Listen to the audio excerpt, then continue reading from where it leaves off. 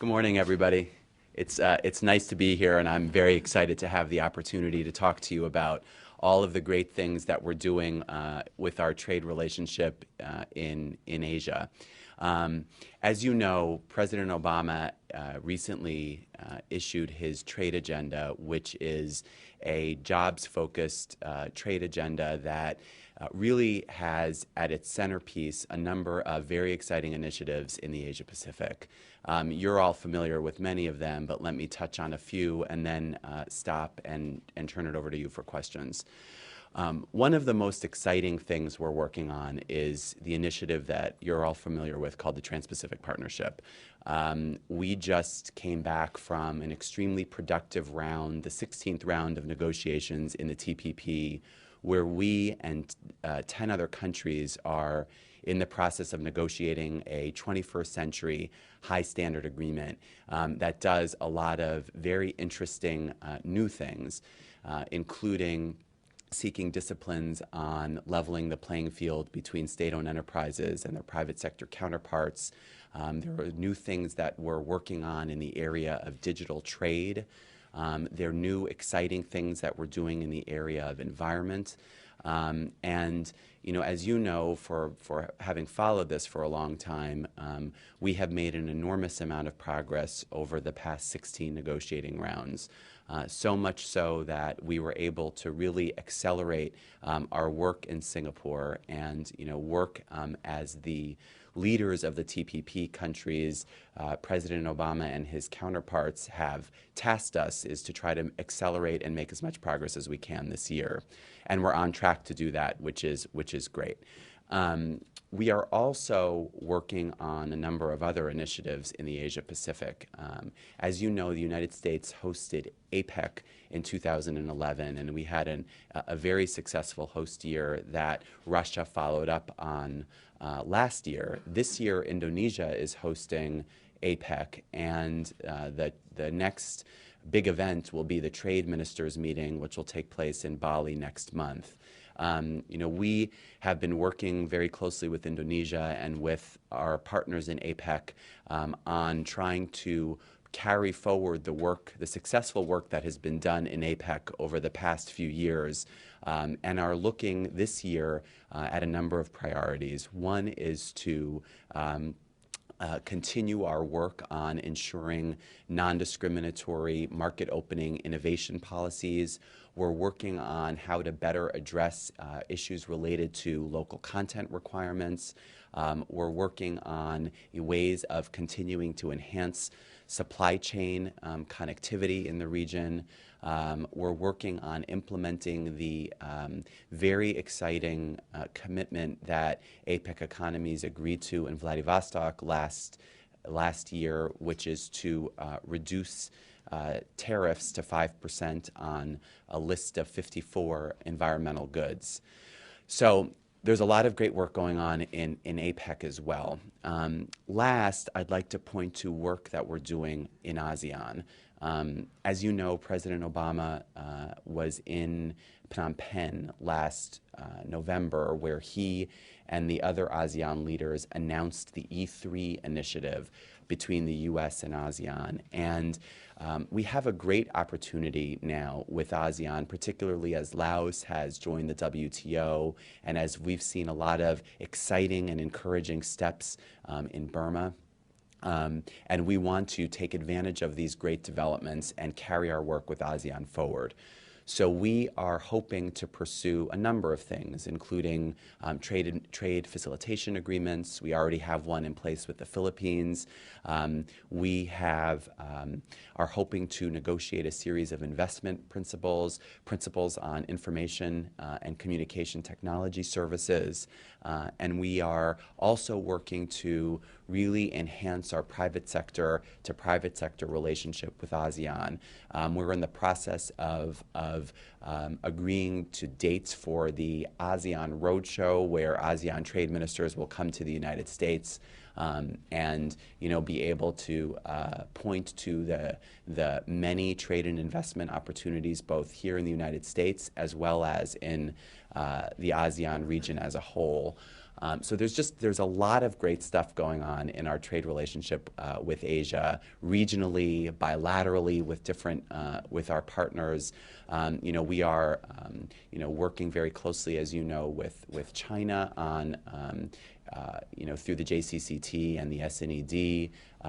I was just in Taiwan a couple weeks ago where we worked through our TIFA to continue to deepen the very important trade and investment relationship we have with Taiwan.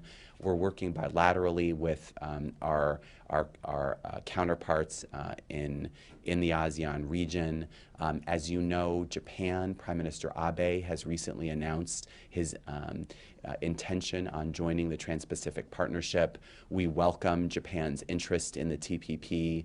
As the President has said, we have more work to do with Japan as we work to address bilateral issues of concern in areas such as autos and insurance and non-tariff measures, as well as working to ensure that Japan is prepared to meet the high standards of the 21st century comprehensive trade agreement that we're negotiating with our TPP partners.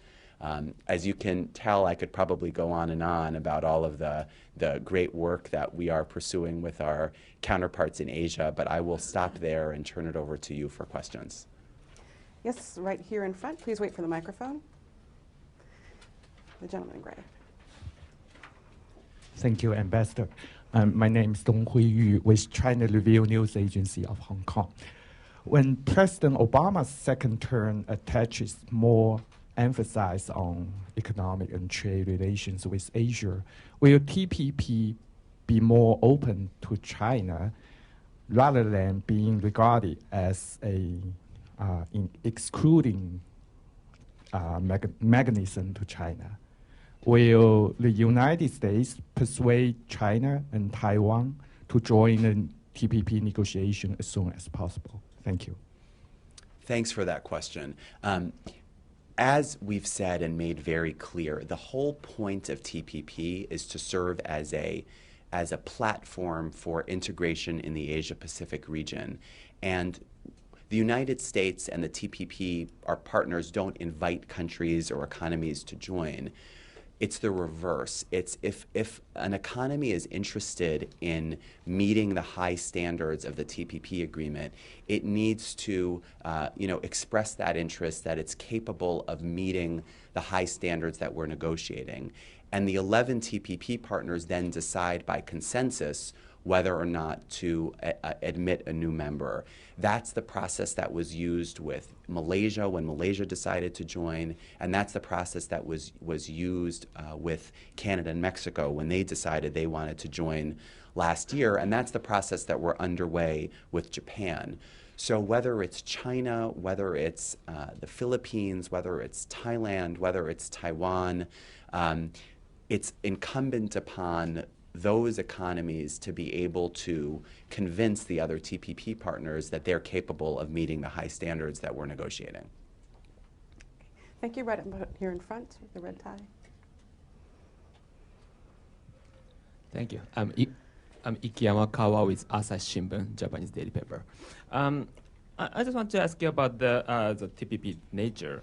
So the TPP is a living agreement. So is there any chance for the member countries to talk again about the determined chapter and collect them after having new members?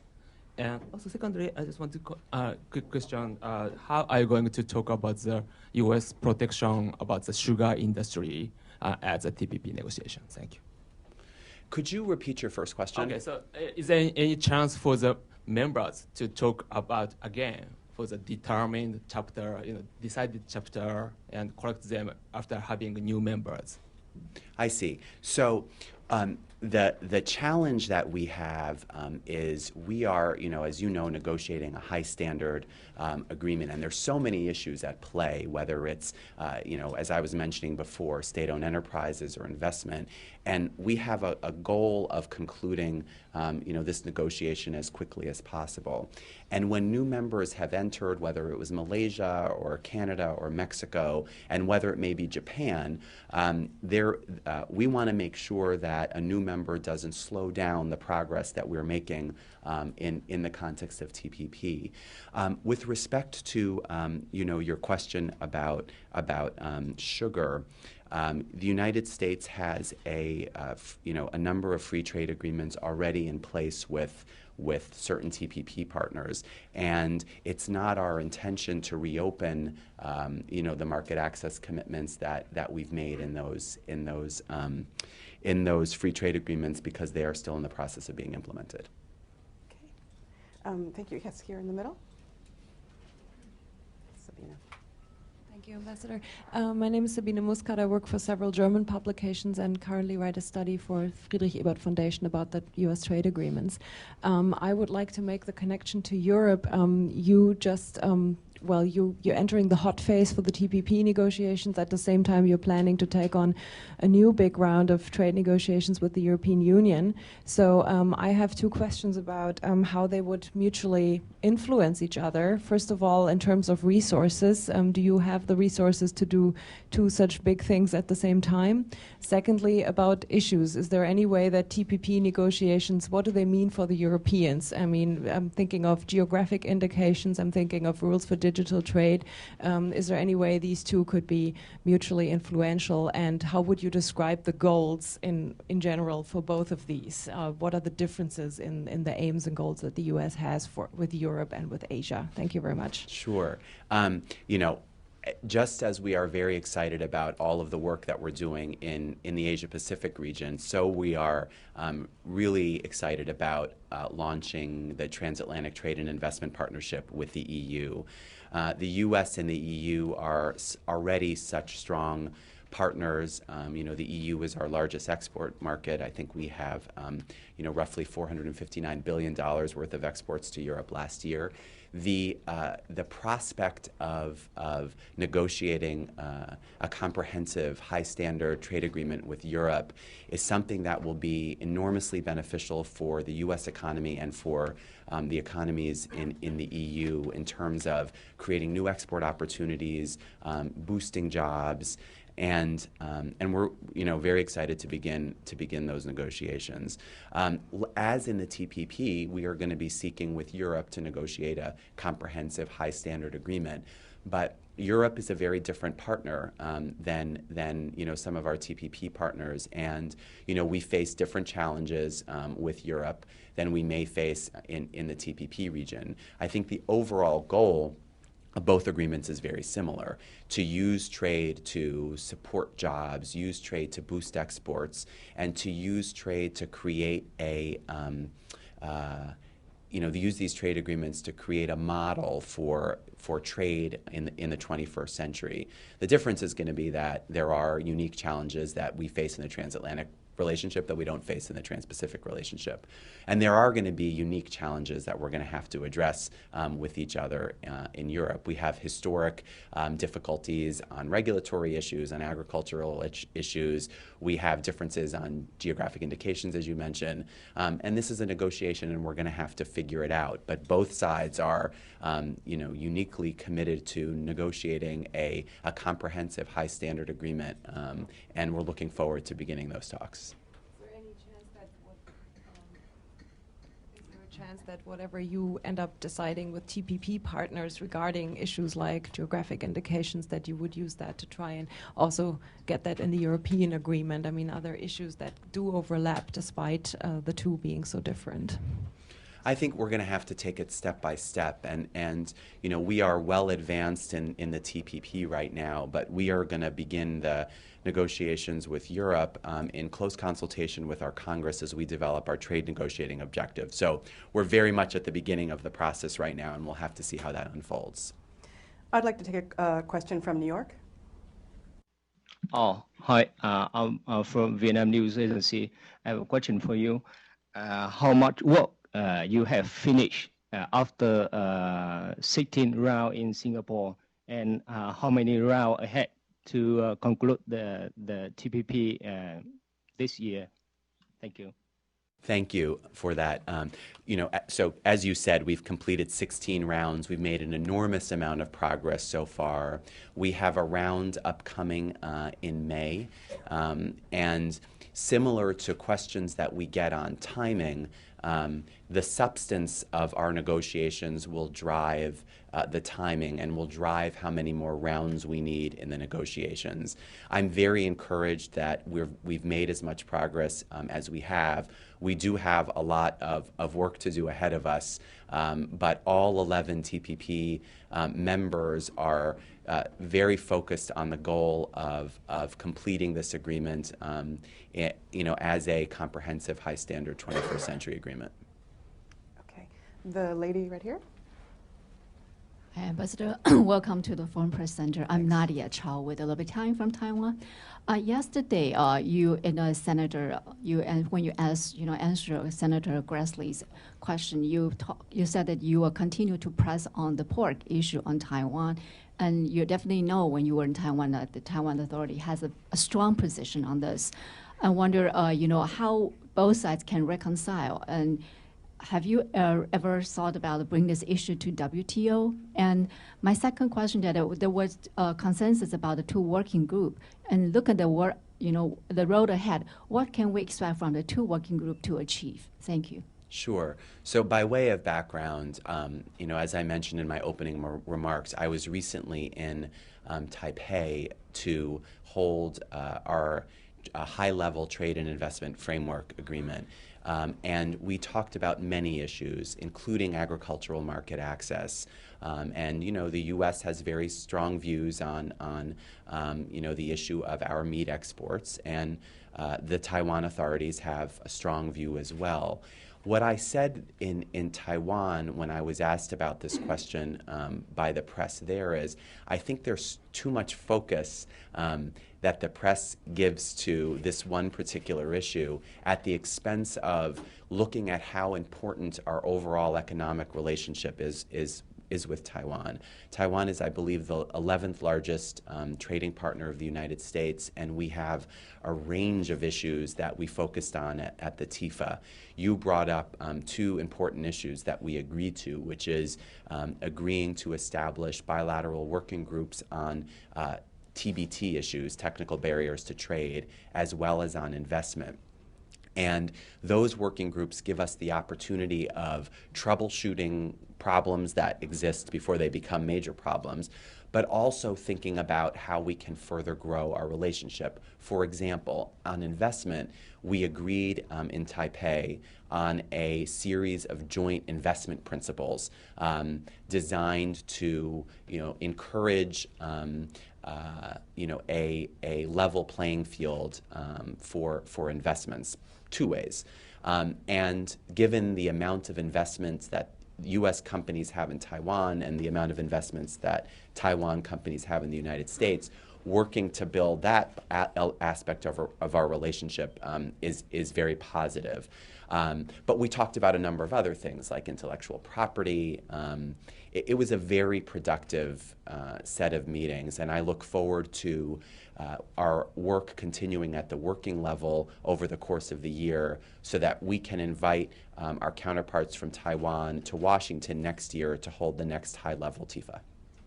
Yes, right here in front. Thanks, Andrei Sita from TASS from Russia. Thank you, Ambassador, for doing this, and thanks to our friends at the FPC for hosting the event. Obviously, I'm interested in Russia. You did refer to the continuity between the APEC summits, which if you want to expand on, I'd appreciate that. But my specific question is about the IPR. The issue that's in our relations has been for a while. Last December, we signed an action plan at the U.S. suggestion. So I want to ask you if you see already signs of progress in implementing that. And specifically on enforcement, I understand that the industry has now is indicating, the American industry like Intel, that there is some movement forward in Russia on enforcement in the IPR. Since the whole exercise is to graduate Russia from the priority watch list, do you agree with your industry? Do you see that progress? Thank you. Let me start by just again saying, I think what a great job Russia did during its APEC host year. We had really great meetings in Kazan at the trade ministers meeting last May, and then I think the Vladivostok summit will go down in APEC history as being extremely productive, in large part thanks to Russia's chairmanship in helping us arrive at this landmark agreement on reducing tariffs on environmental goods. You're right, IP has been a long-standing issue of concern and an irritant in our bilateral relationship. But as Russia has joined the WTO and has taken on the obligations in the TRIPS agreement, it's a great starting point for the progress that we can continue to make together. As you pointed out in December, our two countries agreed to an IPR action plan, an IPR working group to make further progress on issues ranging from online infringement, to working on the interplay between digital trade and IPR. And I believe that the working group, in fact, actually met this week in Washington to make progress. And we have concerns, but we have a mature relationship, the U.S. and Russia do now, on trade and economic issues. And I'm confident that through the IPR working group, we'll be able to step by step address those. The gentleman in the middle over here. Thank you, Ambassador. My name is Chi Dong Lee. I'm a Washington correspondent for South Korea's Yonhap News Agency. Let me just go back to the question of TPP. We all know that the United States aims to complete the TPP negotiations by the end of this year. Your U.S. officials said South Korea is a natural candidate for the TPP-A, but South Korea has not made any decision and it has not shown any clear interest. Given your schedule, given your goal of ending the talks within this year, is there some kind of deadline for South Korea to make a decision? And is there any timeline you prefer regarding South Korea's decision? Thanks. Sure. As I mentioned to your colleague in the front row here, it's up to, if an economy is interested in participating in the TPP, they need to express their interest and demonstrate that their commitment to meeting the high standards of the TPP agreement. And we have had talks bilaterally, informally, to inform South Korea and the government what we're doing in TPP, because it's ultimately a decision for the South Korean government to make. I was asking Wait for the microphone, please. For some kind of deadline for South Korea to make a decision on whether to join the TPP. There's no formal deadline. We are working to complete, as you said, the negotiations this year. And at a certain point, economies that are interested are going to either be part of TPP as we are finalizing it. But the idea is that if economies aren't ready right now, that they'll be able to join once it's done and essentially accede to the TPP. The whole point of the agreement is to serve as a platform for regional integration in Asia.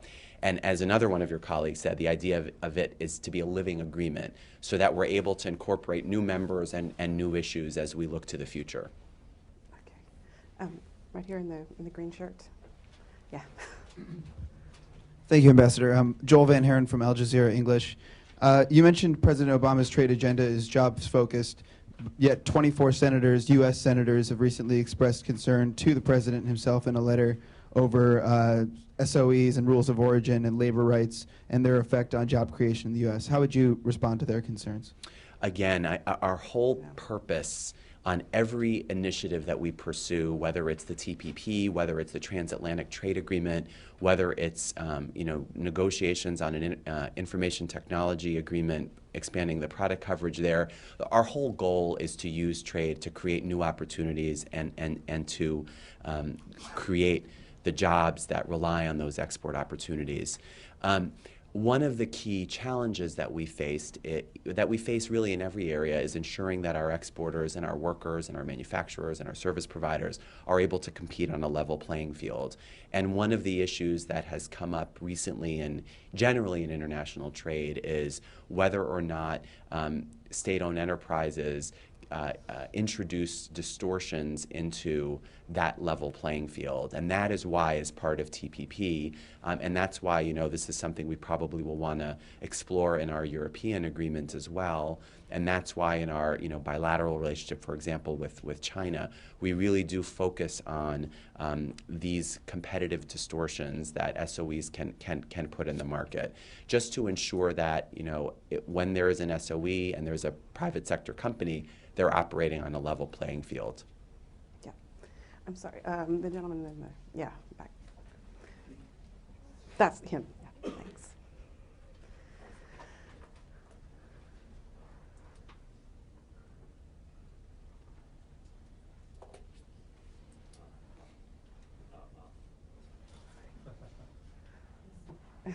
Sorry, we're just having a technical difficulty.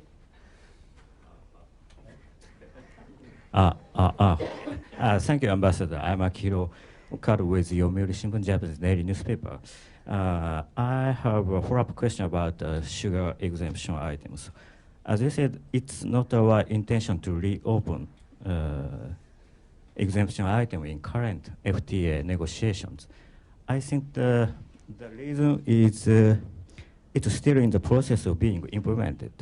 And I think the sugar is a completed exemption item between United States and Australia. Is there any concern U.S. position lower TPP high standard liberalization? Can you repeat the last part of your question? Is there any concern U.S. that position lower TPP high standard liberalization? So as we've said, and as President Obama has made very clear, we are negotiating a high standard comprehensive agreement, with all goods are on the table. We have, as I mentioned, free trade agreements that are in the process of being implemented that we don't have any intention of reopening that as they're being implemented. So we are negotiating a high standard comprehensive agreement. As you may recall, in November 2011, the TPP leaders issued a document outlining the broad outlines of the agreement, which includes a number of key goals like eliminating tariffs and the comprehensiveness of the agreement and addressing the new horizontal challenges that our exporters face. We have time for about 2 more questions. Right here up front.